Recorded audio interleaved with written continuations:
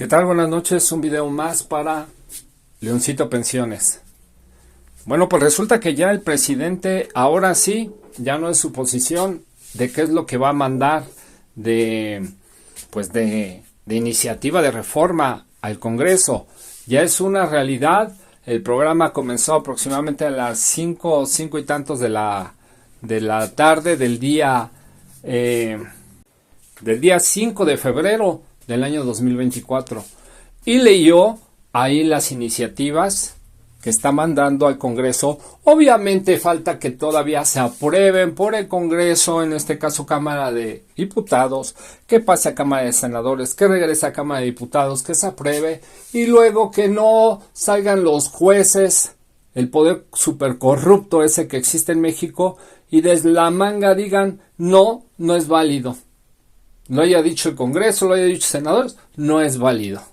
Por eso es que tenemos que reformar ese Congreso, que entre esas iniciativas está esa reforma, no al Congreso, reforma al Poder Judicial, que es donde están los jueces, todos jueces comprados, corruptos y que manejan unos cuantos dueños o exdueños, dueños todavía del país. Tienen muchísimo dinero, muchísimo poder, muchísimas conexiones y no me extrañaría que estuvieran totalmente coludidos con el narco, con trata de mujeres, de etcétera, de niños, de órganos, etcétera, etcétera, etcétera, lo que se puedan imaginar. Muy bien, bueno, pues vamos a hablar de eso. ¿Cuáles son esas reformas que manda el presidente? Más o menos, pero lo van a oír directamente de él, porque aquí les voy a dejar el trozo de video donde lee todas esas reformas. Así es que comenzamos.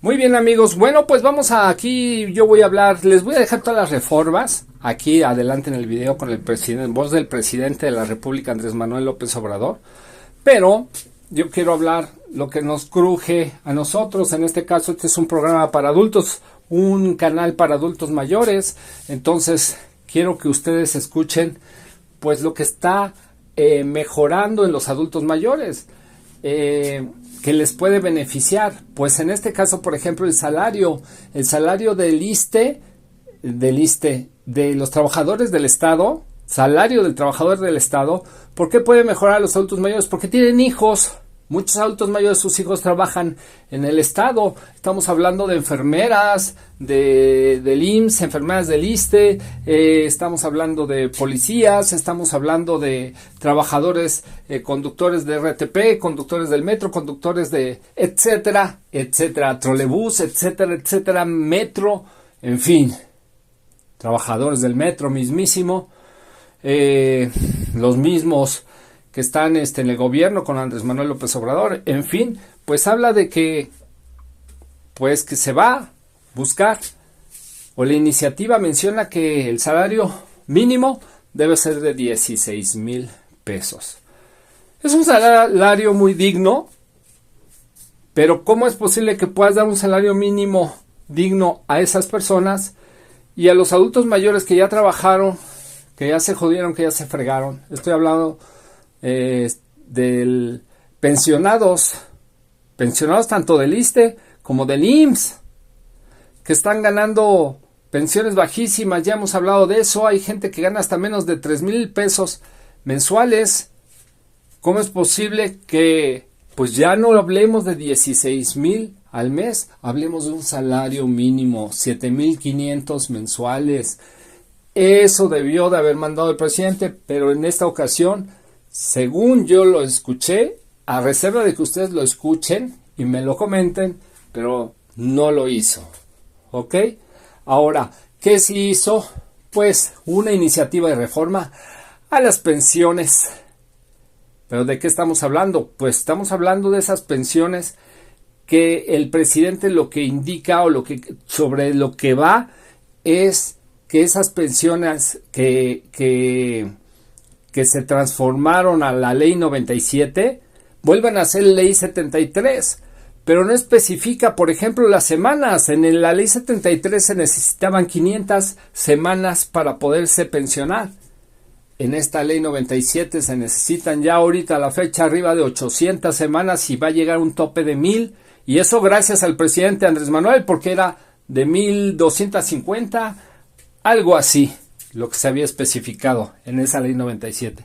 Entonces el presidente lo que dice es: adiós, fuera, tache, que muera esa ley 97 de las Afores y que regrese la ley 73. Así lo dice en grandes rasgos, así lo entiendo yo. Escúchenlo, les dejo la información. Y bueno, pues prácticamente eso es todo lo que yo escuché. Así es que, amigos, nos vemos en el próximo video. Mucha salud, muchas bendiciones y que no les falte el dinero. Así es que vamos a escuchar al presidente. Continuamos. Con este contexto es que presentamos el día de hoy, este día histórico, las siguientes reformas constitucionales que en esencia proponen lo siguiente. 1. Reconocer a los pueblos y comunidades indígenas y a los pueblos afromexicanos como sujetos de derecho público, atendiéndolos de manera preferente por ser los habitantes más antiguos y, sin embargo, los más olvidados de México. Consultarlos cuando se realicen obras que puedan afectar su vida o entorno y dotarlos de legitimidad jurídica para recibir recursos del presupuesto y promover acciones de inconstitucionalidad de leyes que les afecten. 2. Reafirmar el derecho a la pensión de adultos mayores a partir de los 65 años y aumentar el monto año con año. Y lo mismo para personas con discapacidad, quienes recibirán una pensión de carácter universal. 3. Otorgar becas a estudiantes de familias pobres en todos los niveles de escolaridad. 4. Garantizar atención médica integral de manera gratuita a todos los mexicanos. 5. Que los trabajadores y sus familias puedan ser dueños de sus viviendas. 6. Prohibir el maltrato a los animales. 7. Proscribir en el territorio nacional el maíz transgénico y la extracción de hidrocarburos mediante el fracking. No otorgar concesiones para la actividad minera a cielo abierto. 8. Hacer respetar las zonas con escasez de agua y solo autorizar en ellas concesiones para uso doméstico. 9. Prohibir el comercio de vapeadores y de drogas químicas como el fentanilo. Penalizar con severidad el delito de extorsión que lleva a cabo la delincuencia organizada y hacer lo mismo con el delito fiscal ejercido por la delincuencia de cuello blanco mediante el uso de las llamadas factureras. 10. No permitir bajo ninguna circunstancia que el aumento al salario mínimo sea menor a la inflación anual. 11. El salario mínimo para maestras, maestros de educación básica de tiempo completo, así como el de policías, guardias nacionales, soldados, marinos, médicos y enfermeras, no podrá ser menor a lo que perciben en promedio los trabajadores inscritos al Seguro Social. 12. Se propone revertir las reformas de pensiones, tanto la aprobada durante el gobierno de Ernesto Zedillo en 1997 como la impuesta en el 2007 por Felipe Calderón, porque afectan injustamente a trabajadores del Seguro Social y del ISSSTE, pues les impiden jubilarse con el 100% de su salario. Para reparar este daño a los trabajadores en general, desde el 1 de mayo de 2024, se va a crear un fondo semilla de 64.619 millones de pesos que se irá incrementando poco a poco, al mismo tiempo que se utilizará lo necesario para compensar a los trabajadores afectados por las reformas antilaborales del periodo neoliberal. 13. Garantizar a los mexicanos el derecho a la educación y al trabajo, Y en el caso de los jóvenes, cuando no estén estudiando ni tengan oportunidad de conseguir un empleo, el Estado debe contratarlos y pagarles el equivalente a un salario mínimo durante un año, mientras se forman o capacitan en tiendas, talleres, empresas o cualquier actividad productiva del campo o la ciudad, tal como opera actualmente el programa Jóvenes Construyendo el Futuro. 14. Todos los campesinos que quieran cultivar sus tierras, sembrando árboles, frutales y maderables, contarán con un jornal seguro, justo y permanente, como sucede con el programa Sembrando Vida. Los campesinos y pescadores seguirán recibiendo el apoyo directo del programa Producción para el Bienestar. Se mantendrán precios de garantía para la compraventa de alimentos básicos y se continuará entregando fertilizante gratuito a todos los pequeños productores del país para cumplir con un acto básico de justicia: que coman los que nos dan de comer. 15. Se utilizarán para trenes de pasajeros los 18,000 kilómetros de vías férreas concesionados durante el gobierno de Ernesto Zedillo y actualmente destinados únicamente al transporte de carga. Asimismo, el Estado estará obligado a garantizar el derecho del pueblo a los servicios de Internet, ya sea con una empresa pública o a través de concesiones a compañías particulares. En la reforma constitucional que proponemos y se entregará el día de hoy, se le devolverá a la Comisión Federal de Electricidad su carácter de empresa pública estratégica en beneficio de los consumidores domésticos y del interés nacional, criterio que le quitaron durante el periodo neoliberal con el propósito de favorecer la privatización de la industria eléctrica. 16. La nueva iniciativa de reforma electoral que presentaremos al Congreso desde el día de hoy, repito, contempla la reducción de los gastos destinados a campañas y a partidos políticos, la disminución del número de regidores en gobiernos municipales, el que se evite el uso de excesivas estructuras burocráticas electorales y eliminar las candidaturas plurinominales. El Congreso de la Unión se integrará por 300 diputados y no por 500, y el Senado se conformará con 64 y no con 128 legisladores, como ocurre ahora. Asimismo, tanto los consejeros como los magistrados de los organismos electorales serán electos por el voto libre, directo y secreto de todos los ciudadanos. Se fortalecerá la democracia participativa con la reducción del 40 al 30% de participantes en consultas populares para hacerlas válidas, efectivas y vinculatorias. Esto mismo aplicará en el caso de la revocación del mandato. 17. De igual forma, jueces, magistrados y ministros del Poder Judicial, en vez de ser propuestos por el Poder Ejecutivo y nombrados por diputados y senadores en los congresos, serán electos de manera directa por el pueblo, porque solo el pueblo puede salvar al pueblo. 18. Para evitar que la Guardia Nacional se corrompa, como sucedió con la antigua Policía Federal, por la falta de doctrina, profesionalismo y lealtad al pueblo, se propone que esta institución, creada para cumplir tareas importantes de seguridad pública, forme parte de la Secretaría de la Defensa Nacional, con estricto respeto a los derechos humanos. 19. Convertir en política de Estado la austeridad republicana.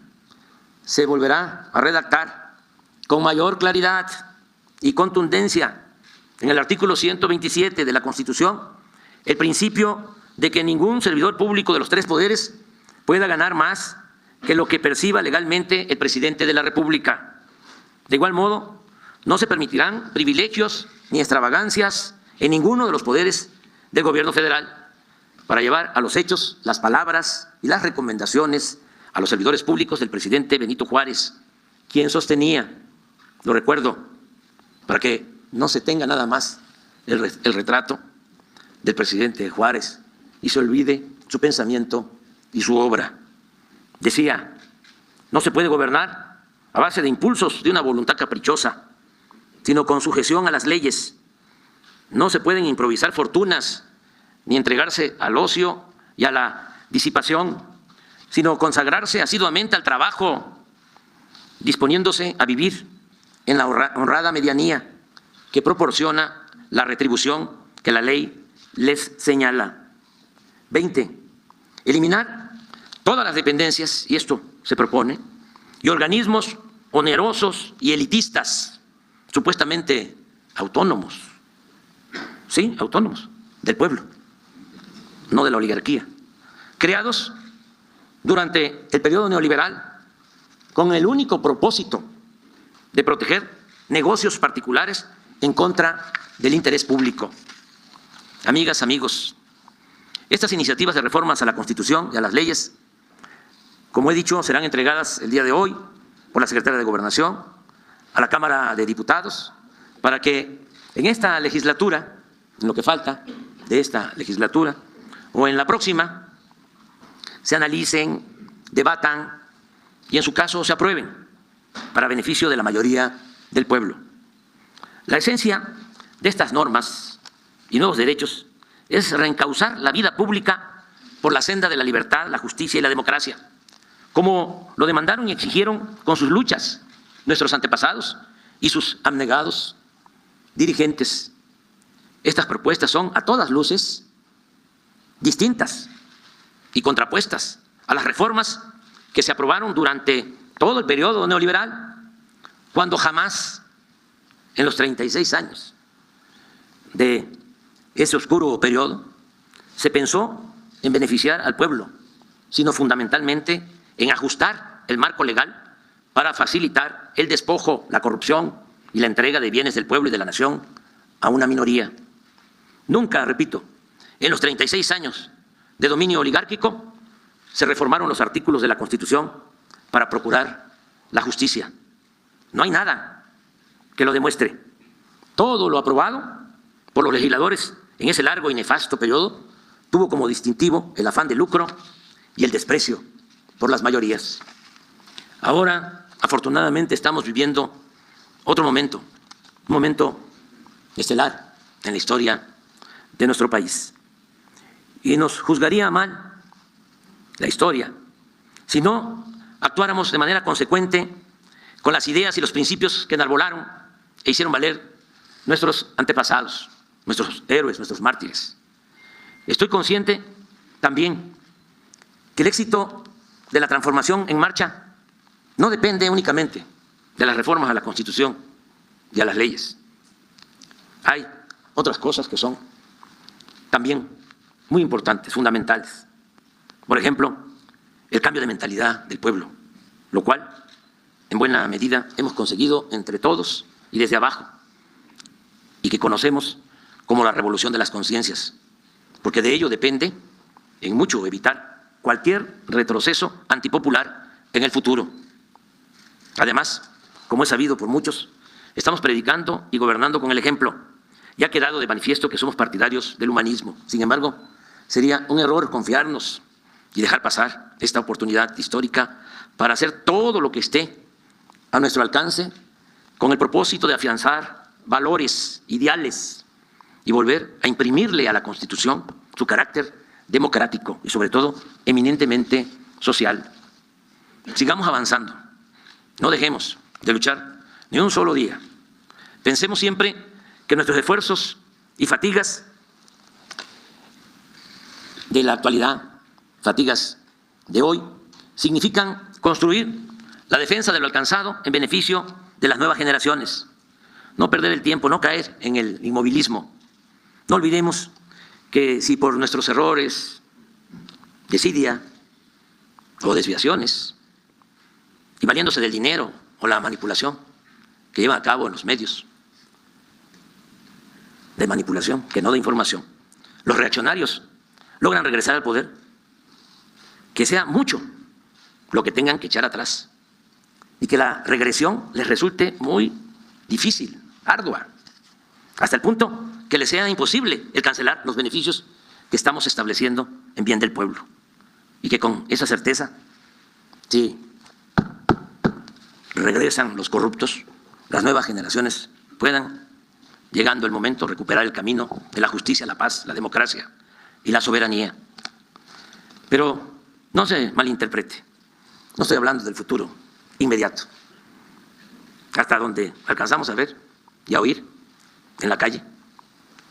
El porvenir vendrá acompañado de la justicia.